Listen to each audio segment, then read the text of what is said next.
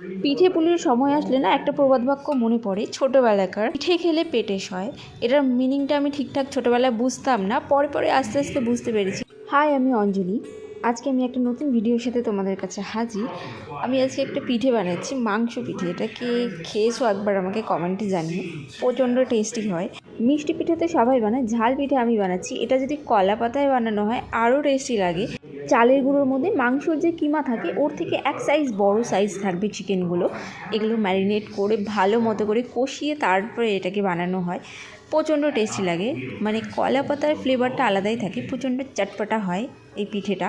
তোমরা যদি রেসিপিটা জানতে চাও কমেন্টে জানিও, আমি ফুল ভিডিও করে আমি এটার রেসিপিটা দেবো কীভাবে বানাতে হয়। তোমরাও ইজিলি বানাতে পারবে। এটা বানিয়েছি পায়েস খেজুর গুড়ের, আর এদিকে ফুলকো ফুলকো মালপোয়া বানাচ্ছি। এটা আমরা বলি মেদিনীপুরের ভাষায় ছাকা পিঠে।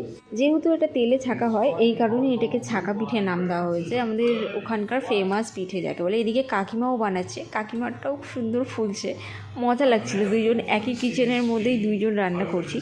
এরপরে একটু ঘুরতে যাব, এই জন্যে তাড়াতাড়ি করে রান্নাবান্না করলাম, করে রেডি হয়ে গেলাম। কি ধৈর্য না আমার, মানে এত কিছু করার পরেও মানুষের টাইম থাকে যে একটু বের হয়।